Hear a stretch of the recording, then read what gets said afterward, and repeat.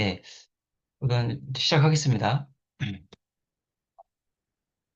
그 제가 이제 6월 초, 5월 말 6월 초에 그 삼전동 하단에 그 52-12번지를 공동 구매하는 프로젝트를 오픈을 했어요. 그래서 그때는 이제 15개 호실이 있었고 근생 1개 호실 포함해서 어 근데 이 건물의 특징은 위반 건축물이 꽤 많았어요. 5개 호실이 위반 건축물이었고, 아마 모아타운 사업을 막 이렇게 시작할 때 사람들이 막 신고를 많이 했던 것 같아요. 이 지역 사람들이.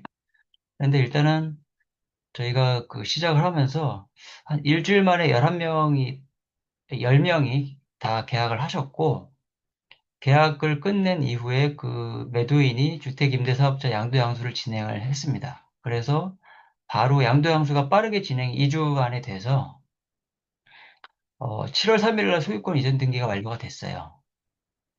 그래서 이미 뭐 한 달 좀 안 되는 기간 안에 좀 빠르게 진행을 한 적이 있고요. 근데 여기서는 이제 제가 원래는 한 두세 개 정도를 인수하려고 했었는데 생각보다 위반 건축물을 잘 이해를 못 하시는 분들이 많아서 제가 본의 아니게 5개를 인수하게 됐습니다. 두 번째는 이제 그 한 달 정도 지나서 저희가 이제 7월 3일 날 이게 바로 옆에 있는 건물이에요, 사실은.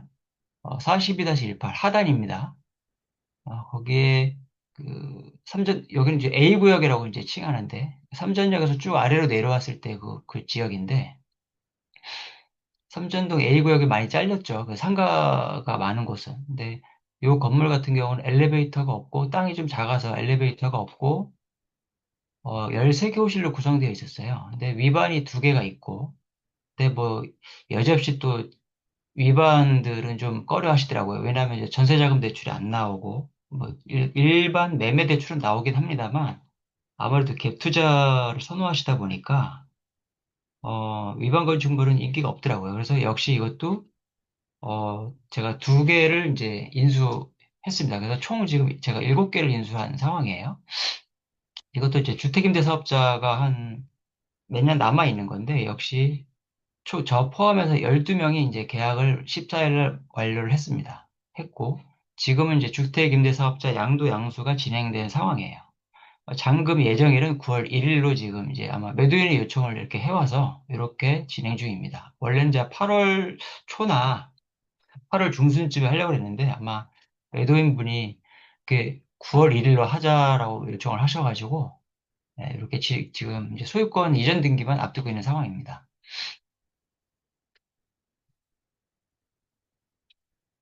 최근에 뭐 좀 뜬금없지만 한번 이제 요걸 알고서 넘어가야 될 것 같아서 6.27 대책이 나왔잖아요. 그래서 요게 빌라 시장에도 미치는 영향이 조금 있긴 있더라고요. 그래서 한번 내용을 한번 정리하고 넘어가 보겠습니다.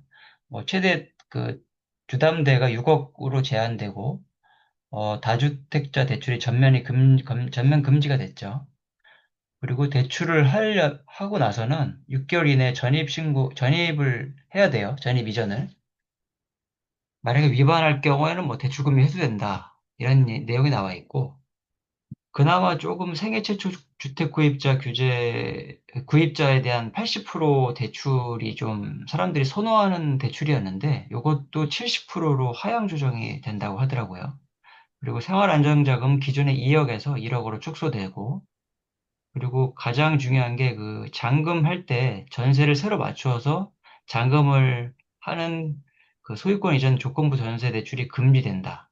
뭐 이런 내용이에요. 근데 이게 지금 아직 발표난 지 한 달도 채 안 돼서 사람들이 지금 관망을 하고 있는데 아마 그, 요 영향이 아마 두세 달 뒤면 이제 가을 정도 되면 이제 방향성을 좀 가지지 않을까 하는 생각이 됩니다. 빌라 시장에도 영향을 좀 미치고 있어요. 요거 예. 일단 요거는 좀 정책적인 얘기니까, 먼저 삼전동 주변 위치를 좀 보겠습니다. 이쪽 알샤 선수촌이 있고, 잠시만요.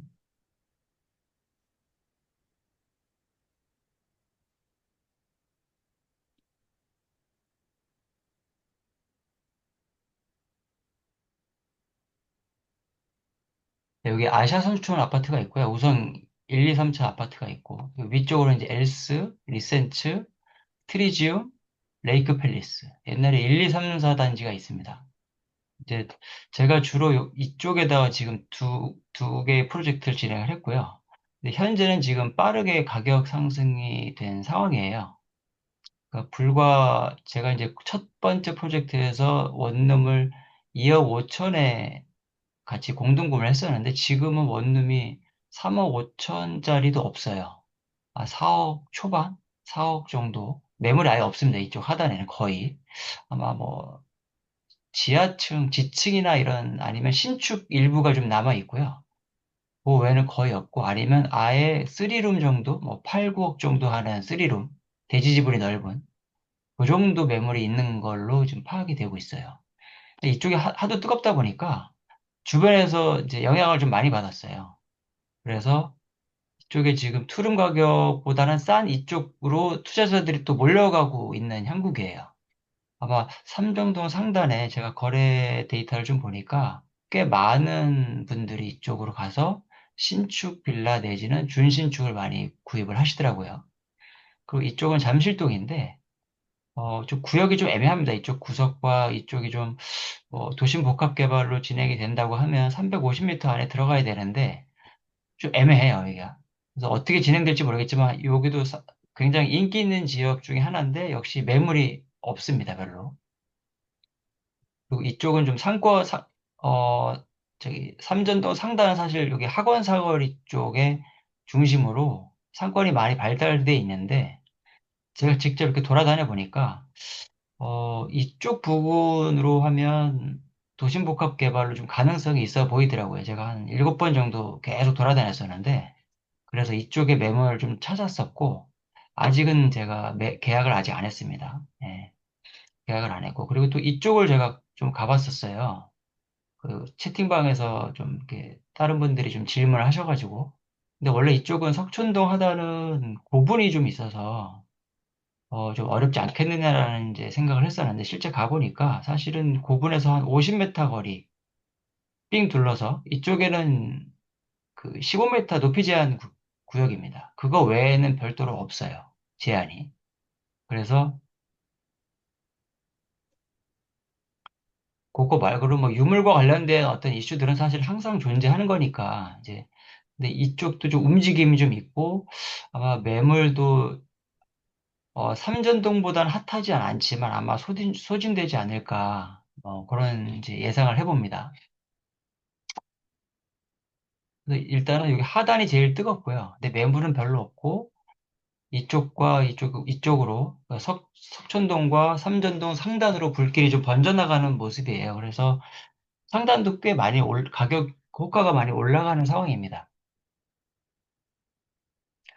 그래서 그 삼정동 상단 하단 통틀어서 4월부터 지금 3달 반 동안 얼마나 거래가 되는지를 좀 살펴봤어요. 근데 거래 건수가 약 한 110건 정도 되고요. 대부분 한 7, 80% 정도가 하단에 집중이 됐어요. 그런데 매물이 없다 보니까 상단으로 가시는 분들도 계시더라고요. 여기도 나중에 언젠가는 되지 않겠냐라고 하시면서 그래서 총 거래 금액은 한 약 460억 정도. 제가 첫 번째 세미나 때 말씀드렸던 데이터가 뭐였냐면 2월 중순부터 2달 반 동안 4월까지 그때도 꽤 많은 약 300억 정도가 거래가 됐었거든요. 그래서 지금 월 평균 한 100억이 조금 넘는 거래가 계속 진행 중인 것 같아요. 그래서 지금 지분으로 따졌을 때는 평당 한 8천만 원 정도의 지금 거래가 되고 있고요. 근데 지금 매물이 없어요. 매물이 없고, 최저는 3,800만, 이건 아마 지층이나 아니면 직거래 매물이 좀 이렇게 있더라고요. 그리고 최고는 평당 1억 3,500만. 이건 이제 신축인 경우에 거래 가격이 좀 높아서 아마 1억 3,500까지 찍는 경우가 있더라고요. 그래서 과거에 제가 이거 6월 초만 해도 갭 투자 금액이 1억 초반대가 저희가 공동 구매를 했었거든요. 근데 지금은 거의 2억 후반대도 찾기가 힘든 상황입니다. 네, 매물이 작은 원룸이나 투룸 매물이 많이 없어졌어요. 근데 그 잠재 매물은 분명히 있는데 주인들이 지금 타이밍을 보고서 나중에 매물을 내놓겠다라고 하고 있는 상황입니다. 그래서 말씀드렸다시피 삼전동 하단은 매물이 지금 품귀 현상이 있고, 그리고 여기가 매물이 없다 보니까 풍선효과처럼 삼전동 상단 쪽이랑 석촌동 사단 우측이죠. 그쪽으로 지금 사람들이 몰려가고 있어서 아마 이쪽이 재개발 여부와는 상관없이 올라가지 않을까. 근데 사실 살펴보면 재개발 준비들을 지금 조금씩 하고 있어요. 뭐 아주 자세하게 저도 이제 서류상으로 확인한 건 아니고 소문만 들은 거기 때문에 100% 확실하다고 말씀을 드릴 수 없지만 신탁사들이 지금 접촉 중입니다. 추진위원회도 지금 구성을 하려고 하고 있고요. 그래서 삼정동 하단 같은 경우는 지금 불과 한 3달 전에 지분 거래 금액이 그 대지 지분 평당 한 6천에서 7천만 원대에서 지금은 8, 9천만 원, 뭐 신축 같은 경우 1억 2천이 넘어가는 그 가격대를 보이고 있습니다. 저희가 이제 하단에 2개 프로젝트를 했거든요. 뭐 이쪽과 이쪽. A구역, 여기까지 A구역이고, A구역이 좀 많이 줄어들었습니다. 뭐 나중에는 아마 또 구역이 또 달라질 수도 있을 것 같아요. 뭐 여기 자기네들도 껴달라 이렇게 하면. 근데 이쪽 A구역과 42-18과 52-12번지 진행을 했는데, 이게 노후도를 좀 살펴봤어요. 제가 다시 한번. 근데 이게 100% 정확한 건 아닙니다. 지금 여기 그 구역 경계를 보면 이제 대지 면적이 한 4만 4천 평 정도 돼요. 건축물은 620개 동이 있고요.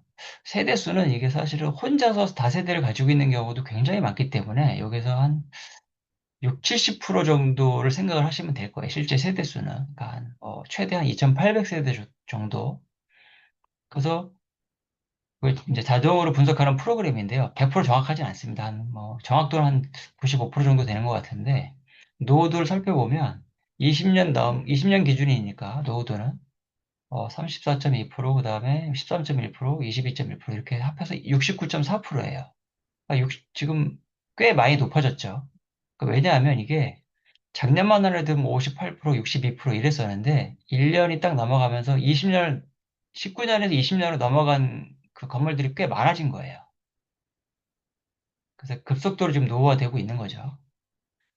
그래서 제가 가상으로 44,000평이면 이게 용적률 360%를 받았을 때 16만 평이 됩니다. 건축물 면적이, 바닥 면적이.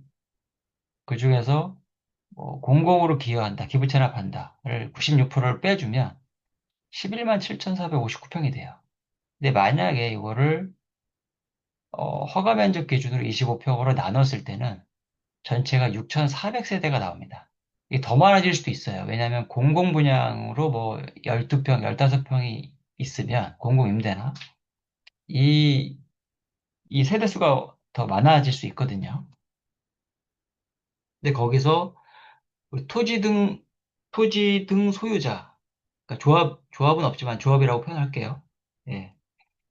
그,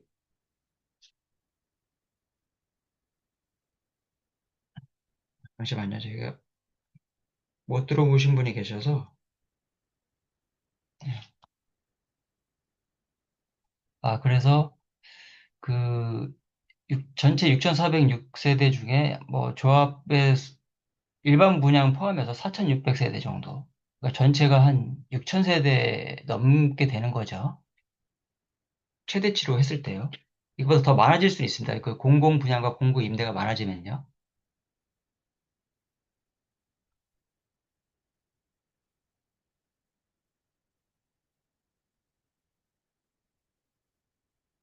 예.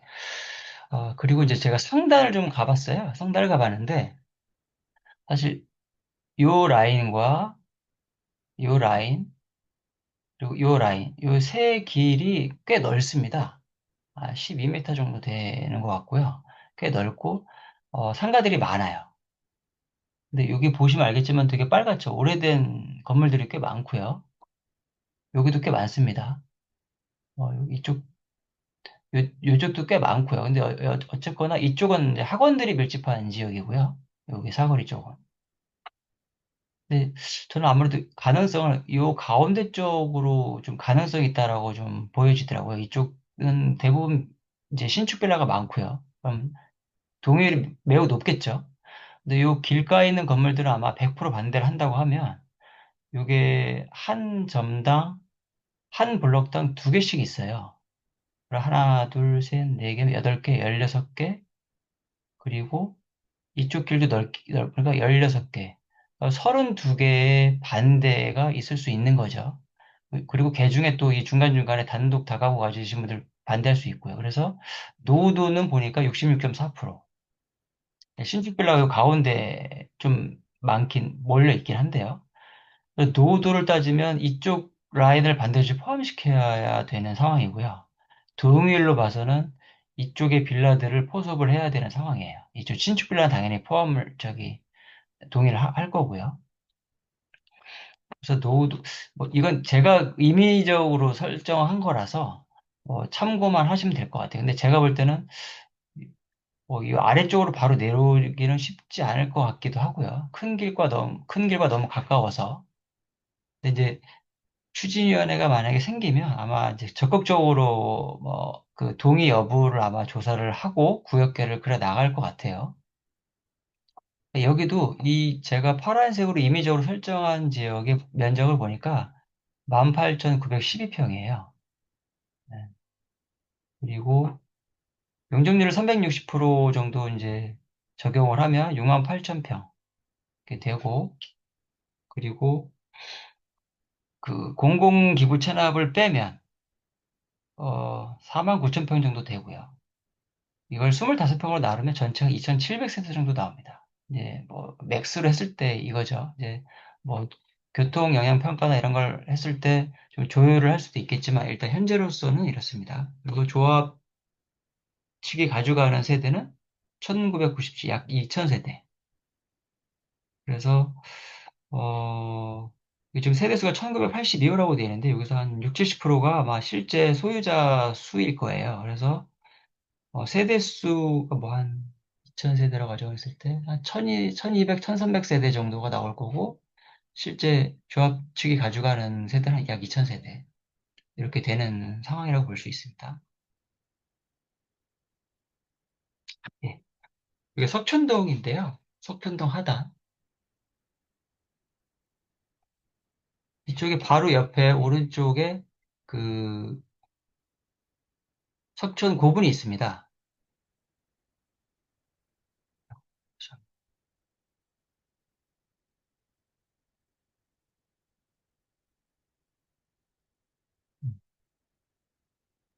네. 그래서 이쪽을 제가 이제 좀 돌아다녀 봤어요. 이제 도로가 좀 좁은 데도 있고요. 네, 제가 요건 임의로 좀 설정해 본 겁니다. 이게 뭐 구역이 나중에 뭐 구역계는 보통 도로를 중심으로 이제 정하게 되어 있거든요. 1차적으로는. 근데 나중에는 사업 시행인가 받을 때 경면 변경이라고 해서 5% 미만의 면적은 포함시킬 수도 있고 뺄 수도 있어요. 사실은 이제 정형적으로 생겨야 되는 상황이긴 한데, 그게 안 될 경우에는 이제 빼거나 더하거나 그렇게 할 수가 있어요. 근데 예상하다시피 이쪽 바깥쪽은 아마 개발에서 제외될 것 같고요. 뭐 포함될 수도 겠습니다. 일부 어떤 건물들은 뭐 길을 내기 위해서라든지. 어, 그래서 제가 아래쪽은 지금 그리지 않았는데 아마 이쪽도 포함될 수도 있을 것 같아요. 근데 여하튼 제가 임의로 설정한 구역에서 노후도를 보니까 76%가 나와요. 꽤 높죠. 그러니까 이쪽에는 이제 빌라들을 지은 지 꽤 오래됐고 이쪽은 신축 빌라들이 꽤 많아요. 석촌구분에서 좀 가까운 쪽. 아무래도 좀 높이 제한이 있긴 하지만 땅값이 상대적으로 좀 조금 저렴해서 그런 게 아닐까 싶고요. 그래서 노후도를 보고 이렇게 그리고 면적을 보니까 17,000평 정도 되고요. 어, 지금 용적률을 최대한 반영을 했을 때는 6만 1,000평. 그리고 조합이 가져가는 이제 면적이 4만 5천 평. 그래서 전체는 한 2,470세대 정도 내외로 나올 것 같고 25평 기준으로 했을 때 조합이 가져가는 면적은 세대는 1813세대 정도. 이렇게 나옵니다. 그래서 이쪽도 역시 상단등과 마찬가지로 신탁사들이 지금 접촉 중입니다. 네, 근데 추진위원회가 언제 만들어질지 이거는 정확하진 않아요. 근데 여하튼 지금도 매수세가 여기도 조금씩 어, 집중되고 있다라는 거, 몰리고 있다라는 걸 말씀드리고, 그 전에 이제 계속해서 이제 질문이 이제 들어오시는 분들이 계셔서 이걸 뭐 잠깐 정리하고 갈게요. 그 대지 지분, 일종의 재개발과 관련된 상식인데, 그 대지 지분이 작으면 현금 청산이 되는 거 아니냐. 뭐 어떤 부동산에 갔더니 그렇게 얘기를 하더라. 뭐 6평 기준이라고 하더라. 근데 사실은 그건 잘 모르고 하는 얘기고요. 대지 지분이 없어도 집만 있으면 원래 대원칙은 집으로 줍니다. 근데 예전과는 다르게 지금 대지 지분이 없는 집이 없어요, 사실은. 그쵸? 없고, 뭐 옛날 같은 경우는 무허가 건축물이라든지 뭐 이런 것 때문에 이렇게 있는데 지금은 이제 거의 없다라고 보여지죠. 그래서 대원칙이 이겁니다. 집이 있으면 집으로 주고, 토지만 가지고 있으면 원래는 안 줘요. 원칙은. 상가를 가지고 있으면 상가로 줍니다. 토지는 예외가 있어요. 뭐 90제곱미터 이상 가지고 있으면 또 예외적으로 주는 경우가 있어요. 근데 집이니까 오피스텔은 안 줘요. 간혹 가다가 오피스텔도 주는다, 뭐 이런 허무맹랑한 얘기를 하는 사람들이 있는데, 예외적으로 그렇게 뭐 재건축인 경우에는 그럴 수도 있는데, 거의 없다고 보시면 되고요. 이게 지분이 뭐 많은 거를 선호하고 뭐 10평 넘는 걸 찾아요. 뭐 이러는데 사실은 좀 잘 알고서 찾으셔야 되거든요.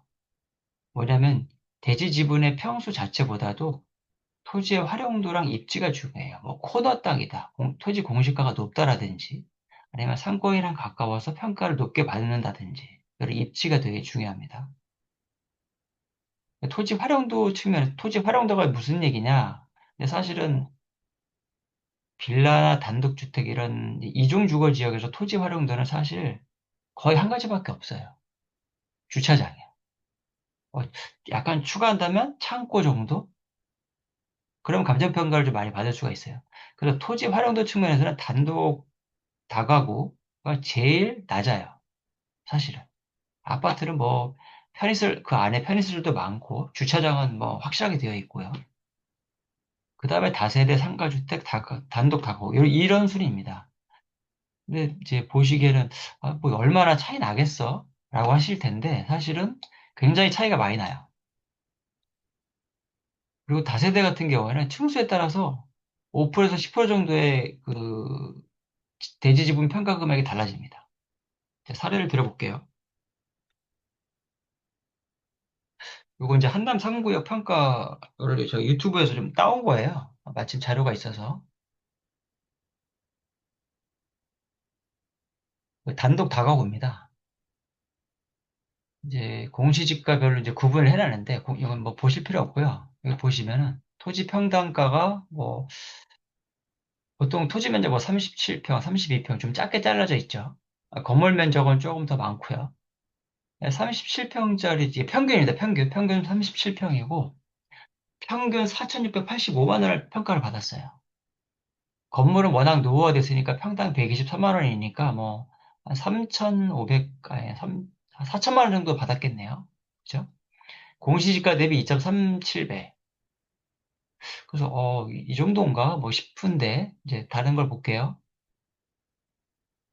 근생 건물, 상가주택이죠?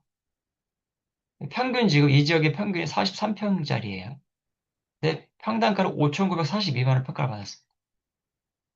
아까보다 한 20, 30% 높아진 금액이죠. 근데 건물 평당가는 주택이 아니라서 그런지 노후도 측면에서 봤을 때도 107만 원밖에 못 받았어요. 아까는 124만 원인데 뭐 큰 차이는 없어요.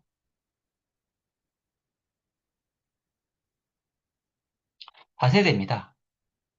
토지면적 평가 거의가 옛날 다세대가 많아서 평균 10평짜리예요. 10평짜리가 많았나 봐요. 뭐 3층짜리, 4층짜리 이렇게 신축 빌라도 있었던 것 같아요. 여기 보니까. 근데 평균 10평. 근데 공시지가는 더 낮아요, 사실은. 여기 단독 부담가구랑 비슷하죠. 근데 상가주택이 있는 토지 공시지가보다는 좀 낮고요. 2,100만 원 정도. 근데 토지 평당가는 1억이 넘습니다. 약 2.2배 수준이에요. 공시지가 배율로 보면 4.8배. 지금 송파구의 삼전동 하단에 한 평균, 대략적인 평균이 평당 2,200이거든요. 거기에 5배로 곱하면 1억 1천 정도가 되죠. 근데 공시지가는 시간이 갈수록 또 올라가겠죠. 조금씩 조금씩. 2,400짜리도 제가 봤는데, 공시지가.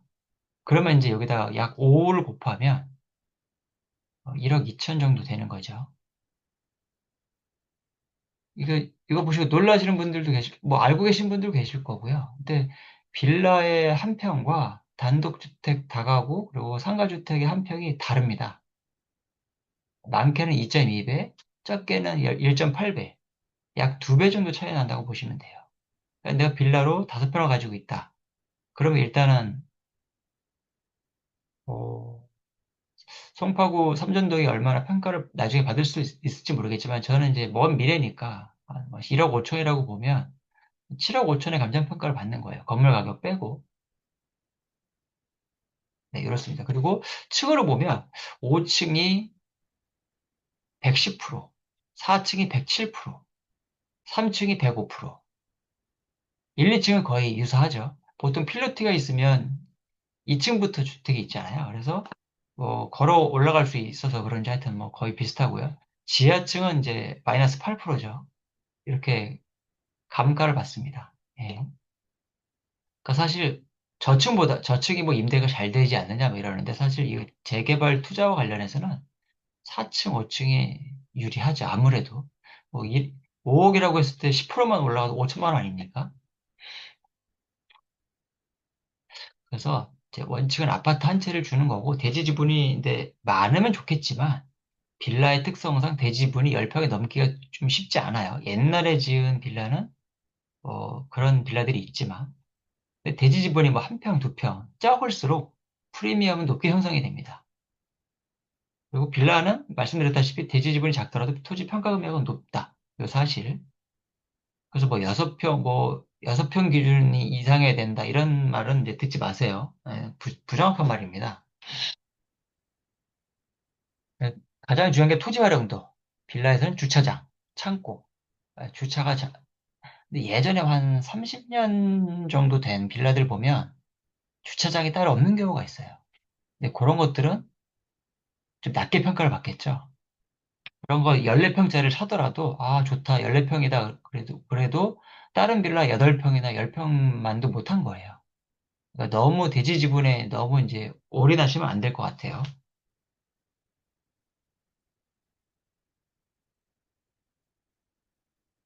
네. 그다음, 근데 그 대지 지분과 관련된 얘기를 했는데 사실은 지금 아직까지는 이제 여기 재개발 경험이 없는 외부 투자자들만이 일부 재개발 경험이 있어서 근데 재개발 경험이 좀 있는 분들이 들어오시는데 사실 이 내부에서는 재개발 경험이 있는 분이 많이 없을 거예요. 그래서 최근에 그 대지 지분과 관련된 이제 프리미엄과 관련된 거 이제 볼게요.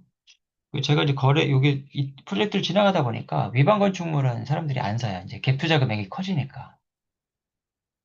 네, 그리고 뭐 평수가 큰 거를 찾고요. 막 찾고. 그렇게 되는데 이제 한번 과거 사례를 좀 들어볼게요. 2014년도에 사업을 시작한 이제 마포자이인데요. 21년도에 거래가 한 게 됐어요. 뭐 세미나 때마다 제가 말씀을 드리는 건데 전용 면적이 10평이니까 막 투룸이겠죠? 대지 지분은 5.2평. 꽤 큰가 봐요. 이게 신축 빌라인 것 같기도 하고 하여튼 중국년도가 2002년도니까 19년 된 그 당시 19년 된 빌라예요.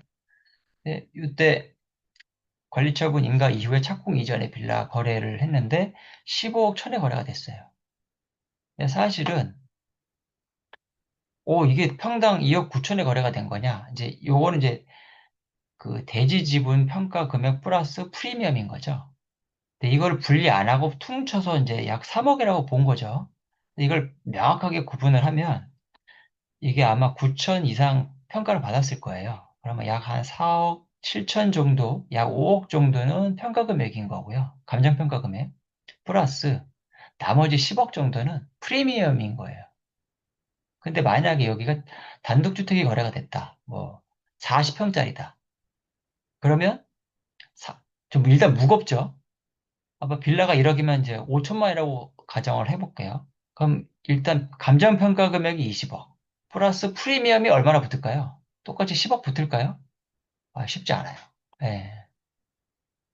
그렇게 많이 붙지 못합니다. 왜냐하면 기본 평가 금액이 20억이기 때문에 프리미엄까지 10억 붙이면 사실 이걸 살 사람이 별로 없어요, 사실은. 원 플러스 원 정도면 이제 살만 하겠지만 그것도 요새 규제가 좀 심한데 여하튼 그래서 대지 지분이 작아야 거래가 되기 쉽고 프리미엄도 많이 받는 거죠. 21년도고 이제 요게 왜 그럼 이 사람이 15억에 샀느냐? 일반 분양가가 17억이었어요. 조합원 분양가는 이제 부담금 포함해서 6, 7억 정도 됐었고요. 그러니까 여기를 사고 싶어도 사실은 청약에 당첨되리는 보장이 없잖아요. 그래서 이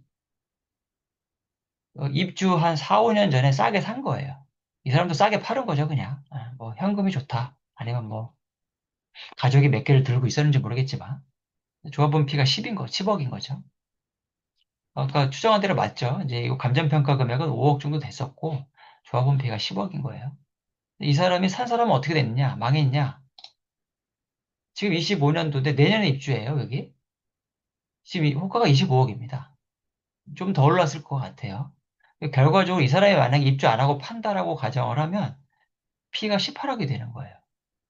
이 사람은 15억을 놓고, 아니다, 10억을 주고 또 8억을 더 번 셈인 거죠. 네.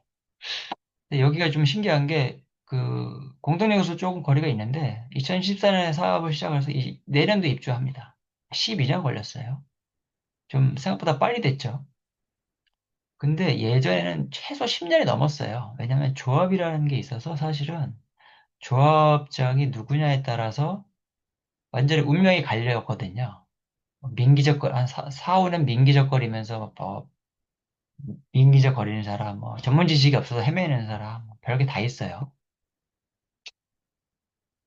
근데 최근에는 조합이 없는 사례 없이 개발하는 케이스가 많이 생겨났어요. 대표적인 게 3080 공공도시복합 사업입니다. 제가 여기 쌍문동 사례를 들고 있는데 제가 여기 분양권을 하나 가지고 있어요. 빌라를 하나 가지고 있거든요.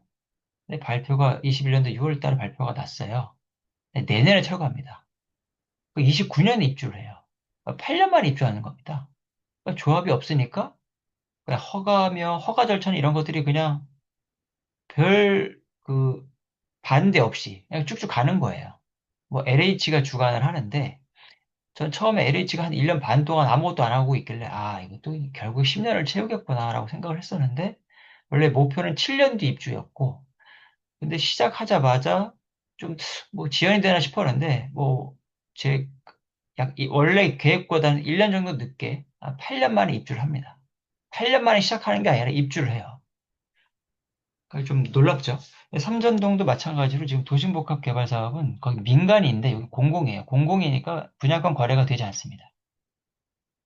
근데 민간 도심복합 개발 사업은 분양권 거래가 돼요.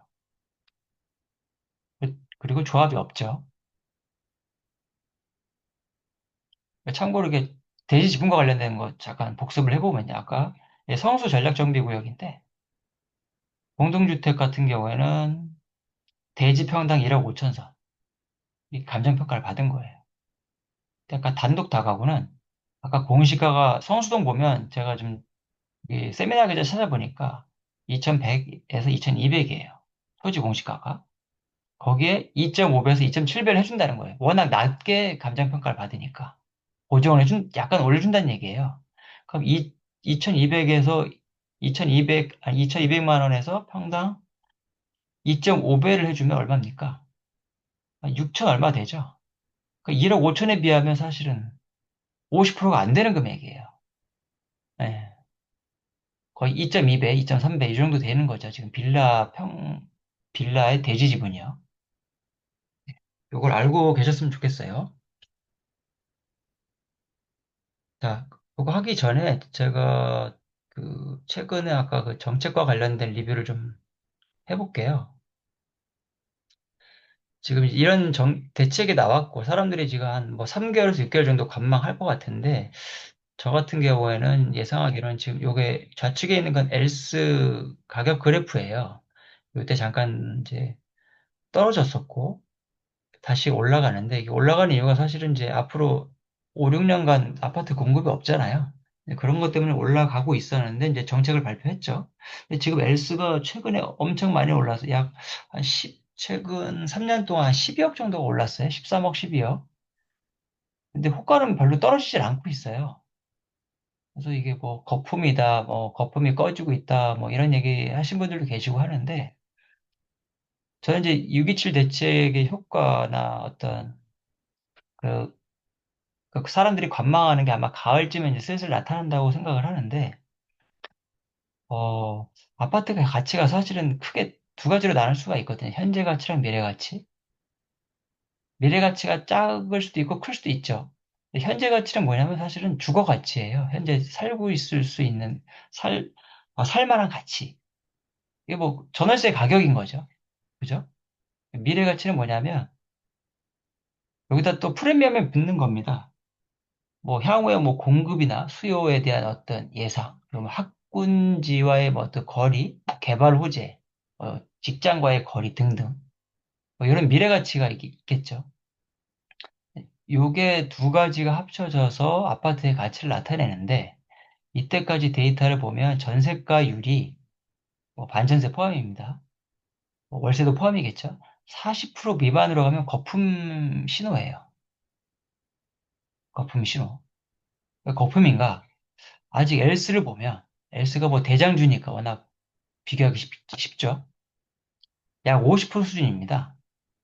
그러면 이거 거품이 이제 곧 거품이다라고 생각을 하시겠죠. 시간이 지날수록 저는 627 대책 이후에 전세가율이 올라갈 것 같아요.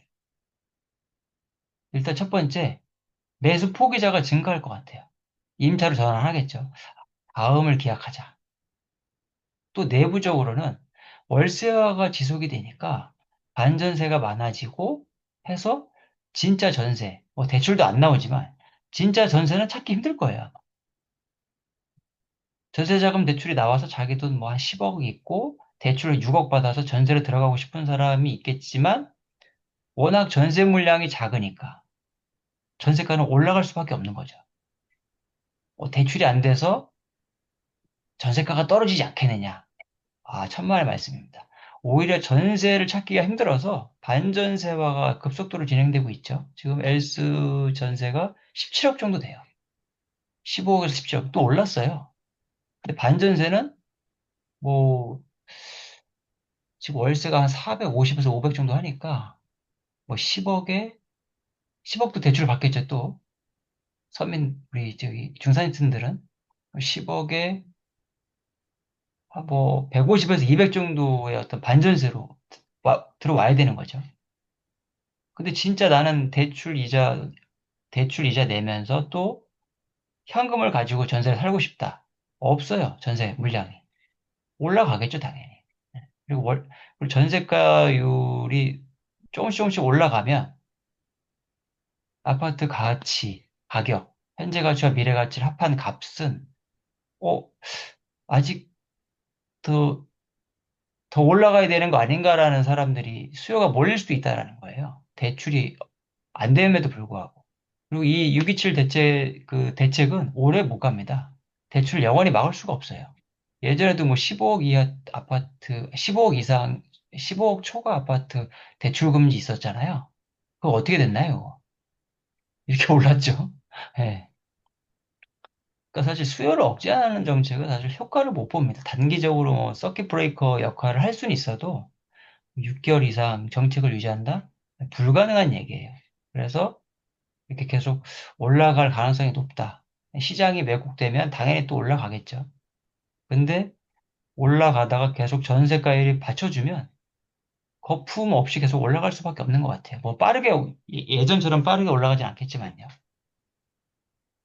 자, 그래서 지금 이때까지 지금 삼전동 하단, 그다음에 상단. 여기는 좀 진행 중에 있고, 최근에 그 신탁사와 양해각서를 다시 체결을 한 걸로 알고 있어요. 그래서 제가 서류는 못 보지 못했지만, 아마 소문에 의하면 지금 대신자산 신탁이랑 양해각서를 체결해서 뭔가 진행을 더 음, 빠릿빠릿하게 하려는 것 같습니다. 예. 나중에 이 소식이 또 오면 이제 단톡방에 공지를 좀 해드릴게요. 여기도 추진위원회 얘기가 지금 계속 나오고 있어요. 그 석촌동도 마찬가지로 추진위원회 얘기가 나오고 있고 신탁사도 접촉을 하고 있는 중이라고 합니다. 이제 서류상으로 확인을 아직 못했습니다. 그래서 제가 이제 오늘 제 매물을 소개해 드리려고 해요. 근데 제가 원래는 그 통매 계약을 하고 나서 이제 그 세미나를 해야 되는데 이게 또 좀 시간이 좀 어중간해서 제가 다음 주 초에 통매 계약을 할 거고요. 거기에 맞춰서 이제 세미나 하려니까 시간이 좀 안 맞아요. 제가 또 어딜 또 가야 돼서. 그래서 일단 이걸 하고 상담은 주중에 하는 걸로 이렇게 했습니다. 계획을 잡았어요. 상담 같은 경우는 이제 하단과의 어떤 키 맞추기 게임에 들어갈 것 같고요. 그리고 뭐 단기로 수익 보시는 분들도 꽤 많이 들어오시는 것 같아요. 이렇게 보시면.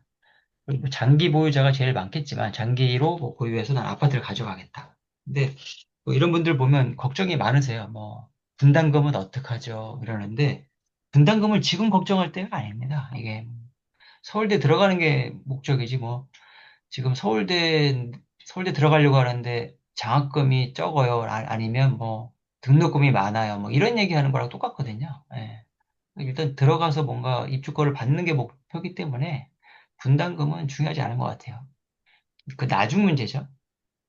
그 주택임대사업자 매물인데 현재는 그 주택임대사업자 매물이 아닌 것도 있지만 주임 주택임대사업자 여러 채 보유하고 계신 분들은 사실 거주주택 비과세로 이걸 무제한으로 활용할 수가 있어요.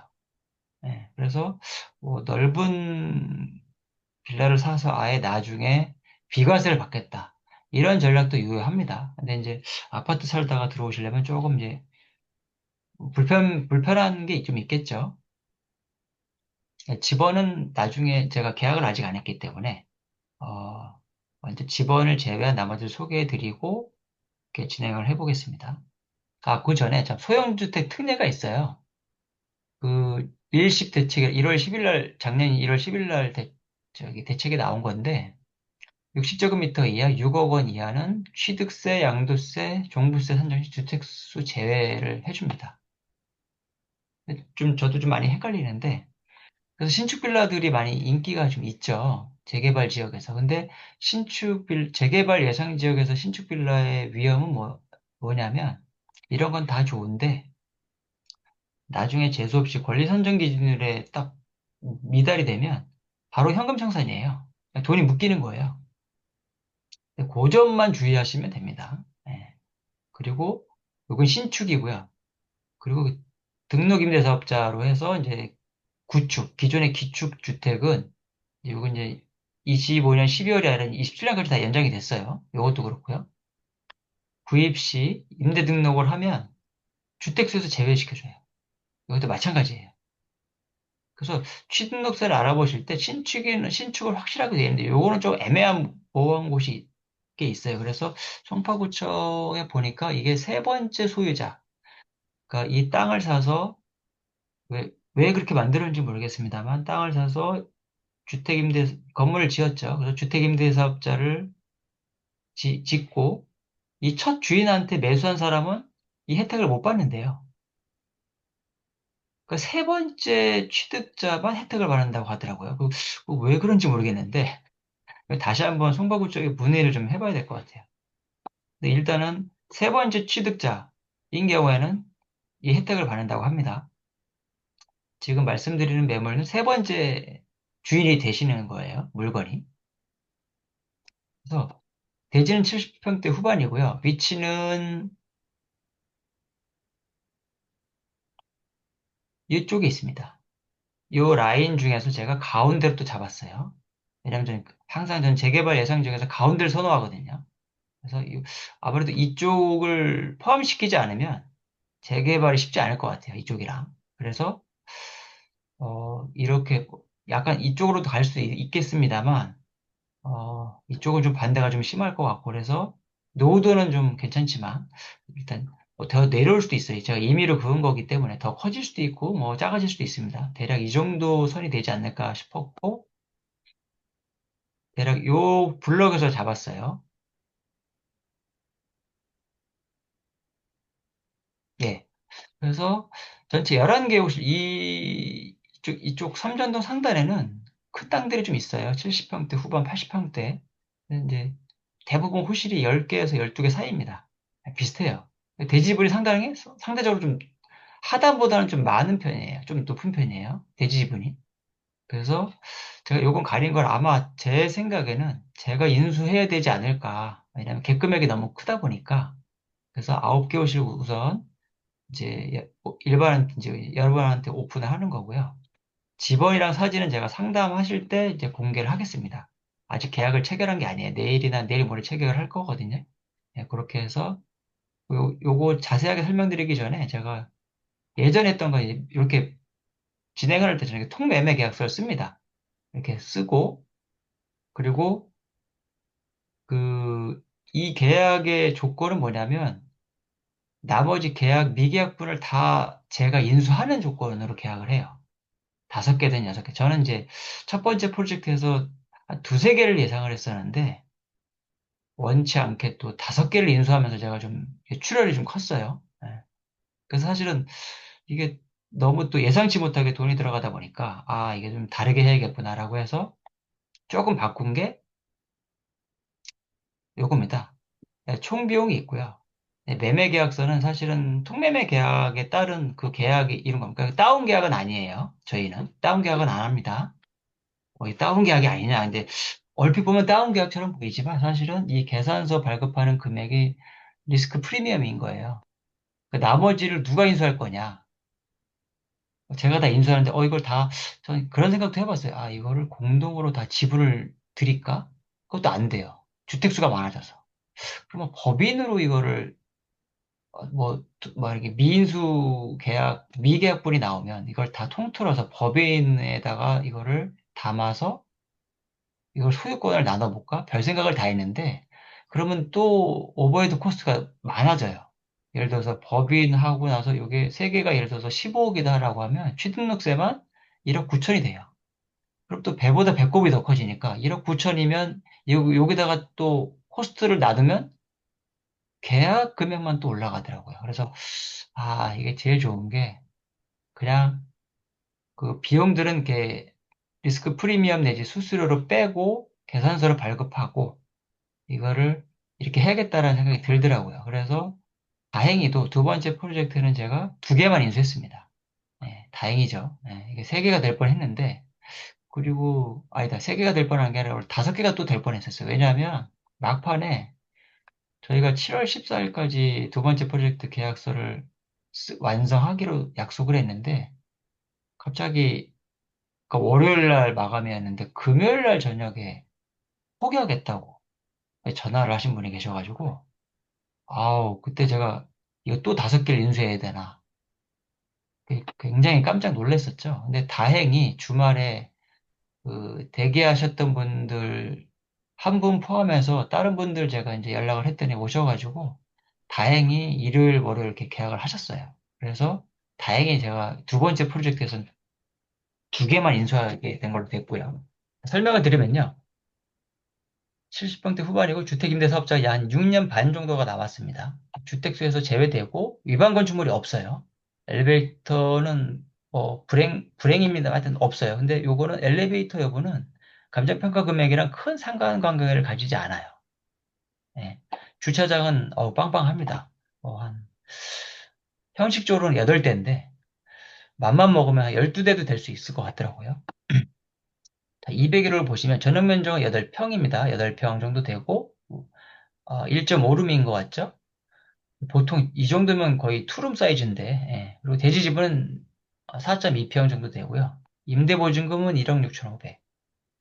근데 차임과 임대보증금이 약간의 차이는 있을 수 있어요. 왜냐면 제가 개인정보 때문에 이 임대차 계약서를 다 확인을 못했습니다. 아직 계약 전이라서. 관리비는 7만 원. 만기일은 27년 4월 6일. 요 호실의 공시 가격은 1억 1,300. 126%는 뭐냐면 이제 전세 보증보험을 가입할 수 있는 한도예요. 1억 4,238만 원. 근데 요거보다 좀 오버가 됐죠, 요거는. 아마 현금으로 들어오신 것 같기도 하고요. 예. 그래서 총 비용은 3억 1,167만 원이고, 매매 계약서는 이렇게 쓰고, 계산서는 이렇게 발행을 할 겁니다.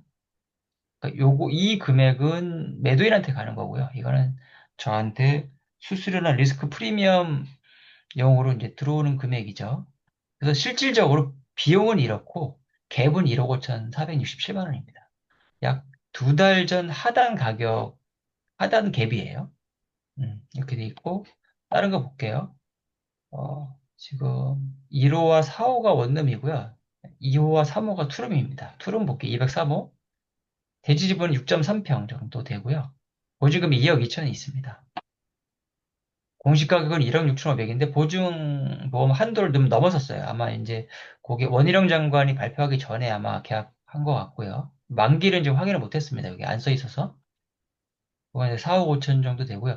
만약에 이 아니, 삼전동 상단에 이런 이것보다 싼 가격이 있으면 빨리 가서 계약을 체결하시는 게 아마 좋을 것 같아요. 예. 왜냐하면 저도 나름대로 좀 가격을 저렴하게 세팅을 했는데, 물론 이제 실제로 가보면 뭐 반지하고 뭐 이럴 수도 있는데, 여하튼 대지 지분 대비 가격이 뭐 삼전동 하단에 두 달 전 정도, 두 달 전의 가격이어서 아마 제가 볼 때는 두세 달 지나면 이것도 꽤 막 올라오지 않을까 가격이 이렇게 생각이 됩니다. 갭은 2억 3천 정도 되고요. 그래서 원룸은 지금 1억 4천에서 1억 5천, 6천 정도 됩니다.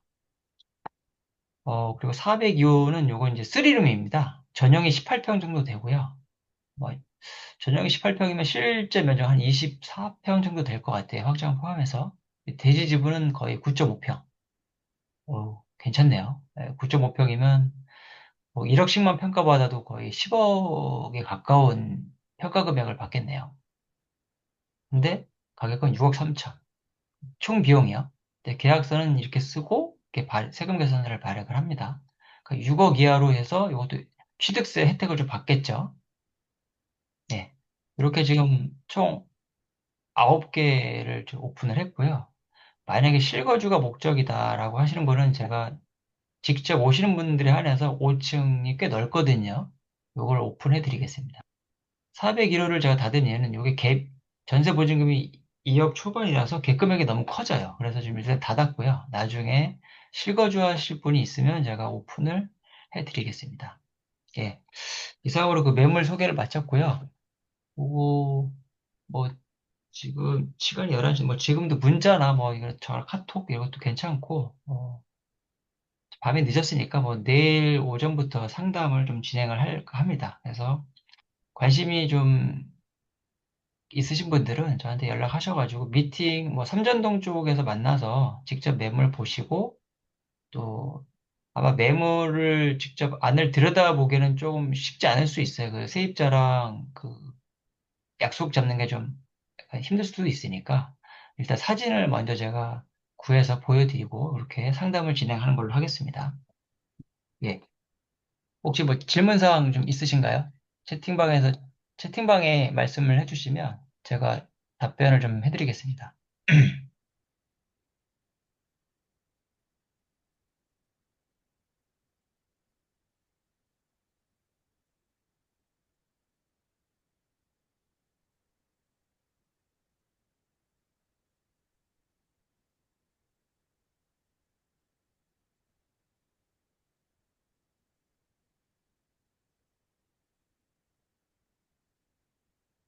뭐 채팅방에 질문해 주셔도 되고요. 뭐 마이크 켜고 말씀을 해 주셔도 됩니다.